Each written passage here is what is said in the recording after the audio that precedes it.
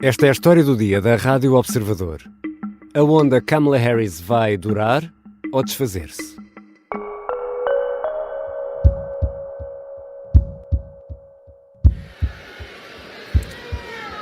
Well, Donald,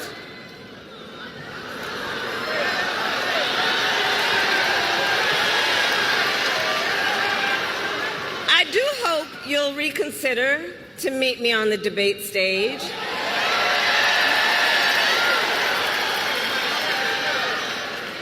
Because as the saying goes, if you've got something to say, say it to my face. Perante cerca de 10 mil pessoas em Atlanta, Kamala Harris criou uma nova frase perfeita para hashtags e t-shirts. Perante os ataques dos oponentes Donald Trump e J.D. Vance, a candidata à Casa Branca deixou um desafio esta quarta-feira a Trump para um debate com a frase "diz-me isso na cara", numa tradução pouco erudita. Desde que entrou na corrida, Kamala Harris tem cavalgado a onda do sucesso repentino. As gargalhadas e a descontração marcam pontos nas redes sociais e parecem ter retirado da apatia o Partido Democrata e os eleitores. Mas será este momentum, como gostam de dizer os norte-americanos, um momento fugaz ou o início de uma onda que a vai levar à Casa Branca? É sobre isto que vou conversar com a investigadora em Relações Internacionais, Ana Cavalieri. Eu sou o Ricardo Conceição e esta é a história do dia, de sexta-feira, 2 de agosto.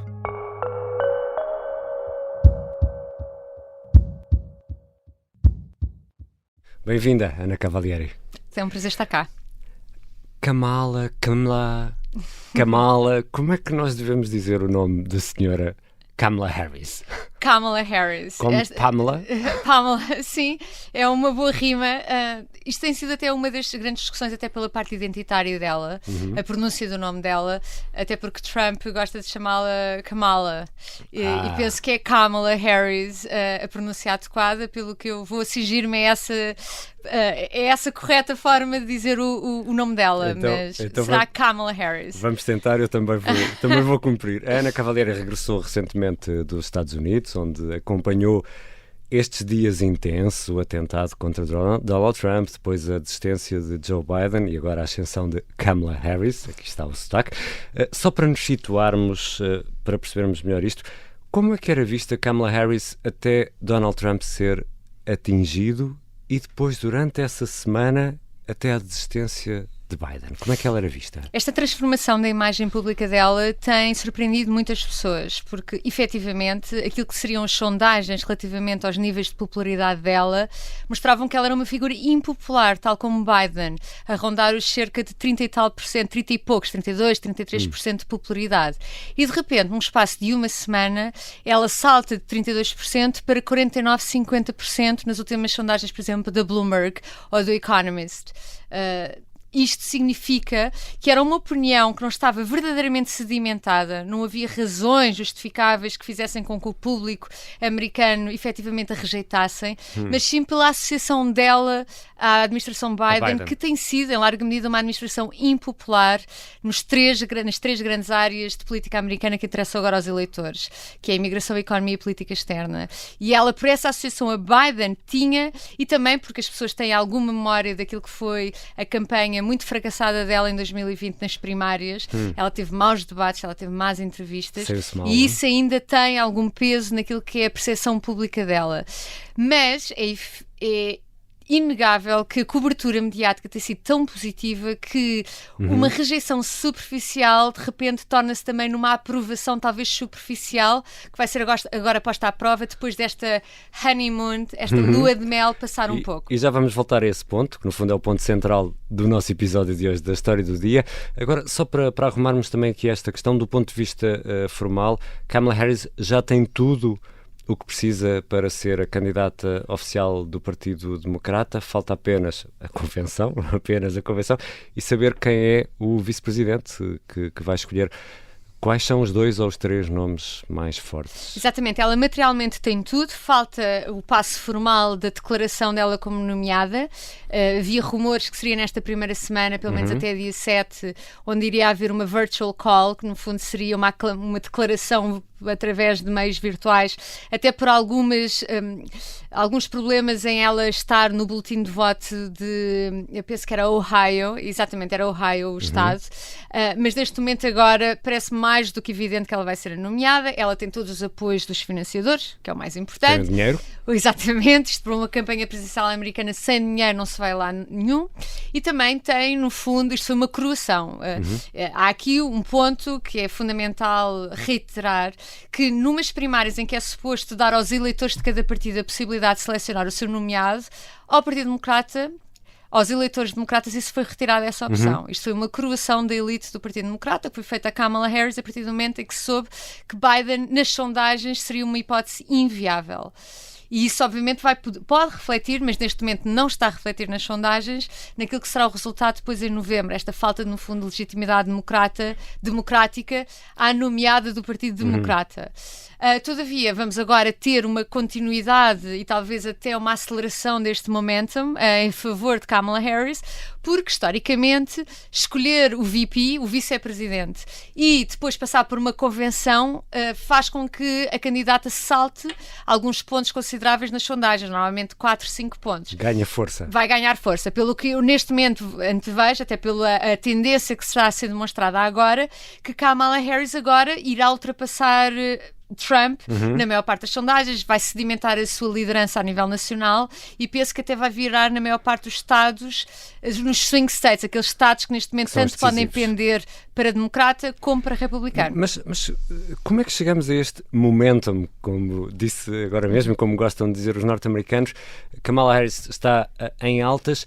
Como é que nós podemos medir esse estado de graça? Quais são os indicadores que nos permitem levar a essa conclusão, que ela está em altas? Tem a ver com a tendência que as sondagens estão agora a demonstrar, esta volatilidade, esta grande transferência de apoio de uma figura que era impopular para agora ser significativamente muito popular, ou pelo menos popular relativamente àquilo que Biden era como opção.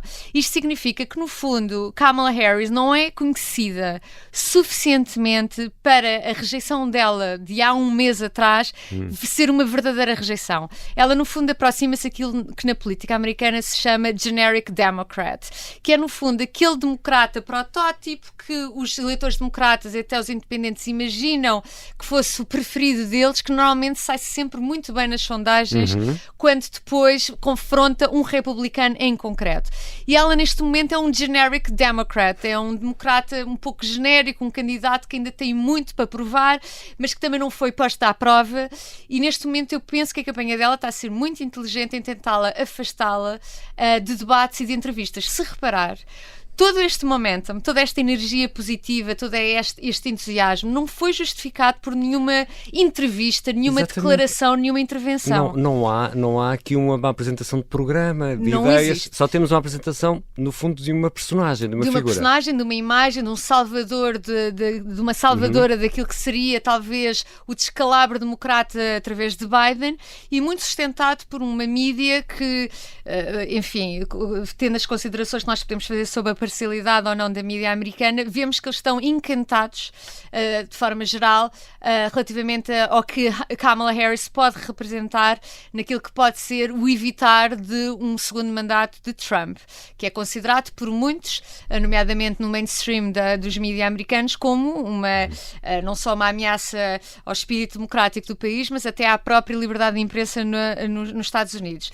E há aqui, no fundo, um encantamento. Nós podemos ver, por exemplo, agora a capa do New Yorker, que tem assim como uma grande manchete Camelot, e depois vê-se ela quase como uma rainha em primeira página, com uma referência, e há aqui um encantamento. Isto vai continuar por agosto e só em setembro é que vamos então continuar com uma campanha.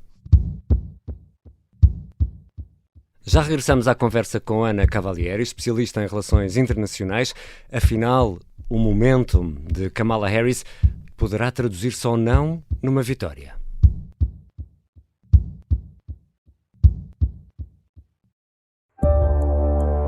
Esta é a história de como os nazis tentaram raptar em Cascais o rei inglês que abdicou do trono por amor. Seria o local mais privilegiado para manter a recato um ex-rei britânico. Episódio 1. O hóspede da Casa Cor-de-Rosa. Um rei na boca do inferno é uma série para ouvir em 6 episódios que faz parte dos Podcast Plus do Observador. Um novo episódio a cada terça-feira.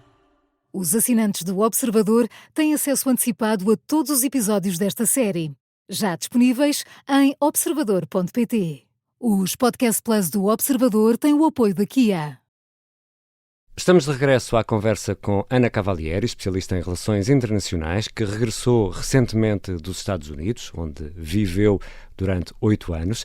Ana Cavalieri, tendo em conta a impopularidade prévia da candidata e o pouco tempo que a separa das eleições em novembro e o facto, como estava a explicar, de estarmos aqui ainda a desenvolver esta personagem, Kamala Harris, uma corrida sprint poderá ser mais vantajosa do que uma maratona nestas presidenciais para Kamala Harris? Por isto ser uma nomeação tão recente, normalmente em abril e maio é mais do que sabido qual é que é o nomeado de cada partido, mas neste momento isto foram 2 semanas completamente de loucos. Nós tivemos um ex-presidente que foi quase morto e uma semana a seguir o outro nomeado sai de cena. Existe esta nova candidata que se assume como nomeada do partido. Ficção. Isto é surreal. Não vai ter precedentes com certeza na nossa vida agora no futuro, porque também não teve no passado. Mas neste momento é importante saber que esta figura, Kamala Harris, que ainda vai ser posta à prova agora nestes 3 meses que faltam de campanha, está a concorrer a uma presidencial com outra figura bastante impopular. Donald Trump é uma figura venerada por grande percentagem da base republicana, mas os independentes e algumas demografias fulcrais naquilo que é o eleitorado americano, nomeadamente as mulheres, e dentro das mulheres com especial relevância as mulheres solteiras, Donald Trump tem muitas contrapartidas. Ele é uma pessoa que é vista com uma grande aversão até no plano moral, que faz com que muitas pessoas, mesmo até considerando as suas políticas, possam ser porque vamos reparar que em todas as sondagens, na economia, na política externa e na imigração, Trump tem um resultado mais favorável em termos daquilo que as pessoas confiam mais que tragam bons resultados para o país do que Kamala Harris. Mas depois há a rejeição. Existe uma rejeição ao nível pessoal, ao nível de atitude, ao nível moral, que faz com que pessoas que, mesmo que acreditem que as suas políticas possam, de facto, ser um pouco mais vantajosas naquilo que são os seus interesses eleitorais relativamente a Kamala Harris, o rejeitem pelo estilo de política que ele faz, pelo tipo um pouco rude e agressivo que ele apresenta, e isso faz com que as pessoas possam não querer votar nele, e isso nós temos a ter aqui muito bem presentes, que faz com que Trump não seja uma personagem que cabe no fundo a ele saber se vai ganhar as eleições ou não. Isto significa que se as eleições forem sobre um referendo relativamente à personagem Trump, o Trump vai perder. Se as eleições forem mais baseadas relativamente àquilo que foi a performance da administração Biden ou às prestações eventuais que Kamala Harris vai ter em entrevistas e em debates, então Trump vai ter uma hipótese de ganhar. Ou seja, se for política. E neste momento Trump, e vê-se que os republicanos estão a tentar calibrar toda a sua estratégia agora perante esta nova candidata, porque antes estava efetivamente ou primordialmente focado em Biden e a sua fragilidade cognitiva, a sua falta de vitalidade, a sua falta de idoneidade, exatamente. Neste momento agora não. Agora neste momento é mais a personalidade de Trump versus aquilo que ainda vamos descobrir de Kamala Harris e as suas potenciais associações ou não ao fracasso ou sucessos da administração Biden. Isso é muito interessante e há também aqui um pormenor curioso relativo às sondagens. Estão muito perto um do outro, com algo, se somarmos todos os resultados, Donald Trump ainda segue na frente, mas é por muito pouco. Porém, há aqui um pormenor, que é nem sempre quem é mais votado, não é? Quem tem mais votos ganha nos Estados Unidos. E agora Professora Ana Cavalieri, explique-nos lá porque é que as sondagens não podem ser aplicadas assim tout court ao modelo norte-americano. Exatamente, o voto popular não é o crucial nos Estados Unidos. Isto é uma federação de Estados e, como tal, são os Estados que vão ter o papel determinante através dos seus delegados no Electoral College, no colégio eleitoral. Isso significa que a campanha e a própria estratégia de cada candidato está desenhada para tentar ganhar o máximo de Estados possíveis que consigam enquadrar ou reunir todos os delegados necessários à vitória do colégio eleitoral. Neste momento nós temos 6 estados que são significativos, os swing states. Há 3 que são no Rust Belt, a cintura industrial americana no norte dos Estados Unidos, que é Michigan, Wisconsin e Pensilvânia. E depois temos 3 também no Sun Belt, que é mais do sul dos Estados Unidos, que vai desde a Califórnia até à Flórida, e nestes 3 casos será, nos 3 Sun Belt states, será Nevada, Arizona e Georgia. E agora Kamala Harris vai ter de definir um pouco a sua estratégia, porque Biden achava que a sua aposta mais segura seria tentar ganhar a working class, aquela classe trabalhadora operária de maioria branca do chamado Rust Belt, ou seja, Wisconsin, Michigan e Pensilvânia. Mas neste momento nós sabemos, e pelo aquilo que estamos a observar nesta primeira semana de campanha de Kamala Harris, ela está a seguir mais a via da política identitária, em que a coligação eleitoral dela não será a classe operária trabalhadora de maioria branca, mas seriam as minorias étnicas e tentar ganhar a demografia importante de mulheres solteiras. Pelo que neste momento pode ser que até os estados com maior diversidade demográfica, nomeadamente Nevada, Arizona e Georgia, possam ser uma aposta. E então neste momento vamos ter este xadrez eleitoral em que ambas as campanhas vão ter de tentar promover ao máximo aquilo que é o entusiasmo das suas bases eleitorais, porque eles estão a competir por bases completamente diferentes e vai ganhar quem conseguir mover, entusiasmar, motivar mais das suas demografias, no caso dos republicanos, a tal classe operária, trabalhadora de maioria branca e também a classe média e suburbana dos rural counties e dos rural states dos Estados Unidos da América. E Kamala Harris vai tentar, no fundo, replicar aquilo que foi o sucesso do Obama em 2012, em tentar ir pela motivação dos jovens, das minorias étnicas e também das mulheres, principalmente das mulheres solteiras. Eu penso que neste momento isto é uma opinião... mulheres solteiras com gatos. Com gatos. Isso até tem sido uma polémica. Piada, não é? Mas isto é... Teve o apoio de Jennifer Aniston, por exemplo. Não é? Exatamente, que promoveu isso. J.D. Vance é um homem que sofre de um problema que é, ele intelectualmente é sólido, mas às vezes tem um problema na forma como ele tenta... Esse é o vice de Trump.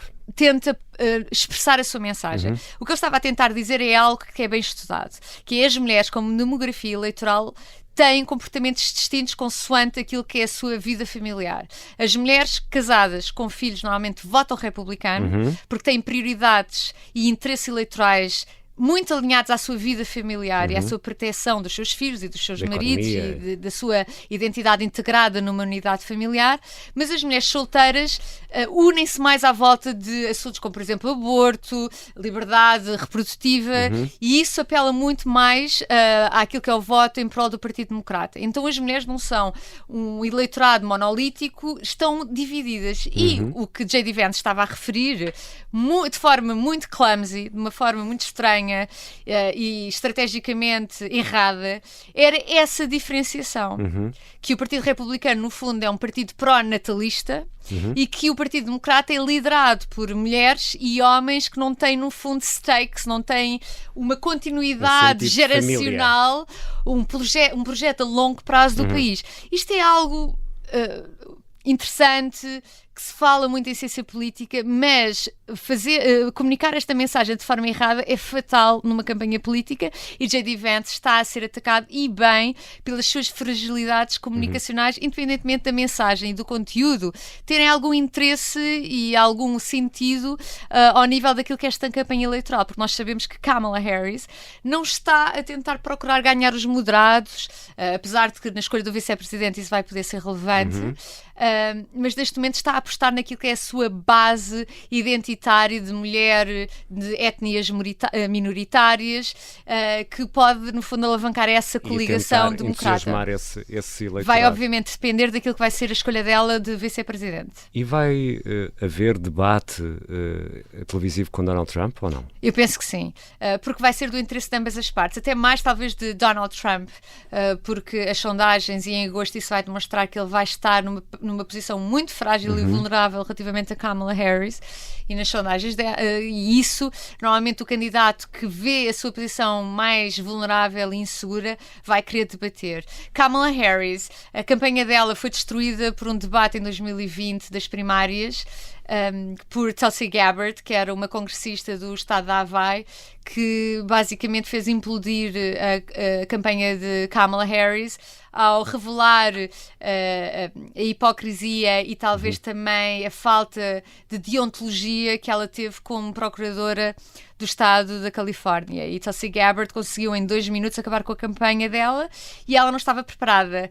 Neste momento eu também atrevo-me a dizer, ao ver as suas últimas intervenções públicas, apesar de serem muito poucas e não ter havido ainda uma entrevista com os mídia, ela está mais bem preparada, melhor preparada. Kamala Harris vê-se que deve ter tido um curso intensivo. E teve 4 anos na Casa Branca, não é? Exatamente. E ela, penso que está a nível comunicacional, de entrevistas, está mais bem preparada. Na minha opinião, ela não é aquilo que se costuma dizer uma intellectual powerhouse.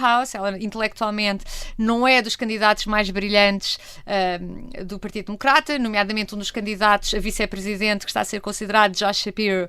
Esse sim, intelectualmente é alguém superior, vê-se que não só sabe muito política, como tem uma sensibilidade de conexão com aquilo que é o eleitorado e uma capacidade de negociação com os republicanos que é invejável, e ela pode escolhê-lo talvez também por ser um forte candidato. Tem vulnerabilidades que não são... O facto de ser judeu. Não são culpa dele, obviamente. Nós temos a coligação democrata está muito fraturada no tópico de Israel.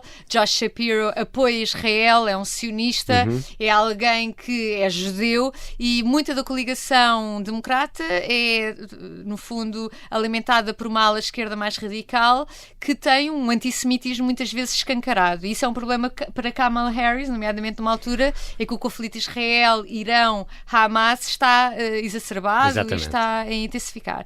Pelo que neste momento também não sabemos se é uma aposta absolutamente segura, mas o facto de ela apresentar o candidato vice-presidente em Pensilvânia na próxima semana pode indicar que vai ser efetivamente Josh Shapiro. Num dos tais estados decisivos. Exatamente.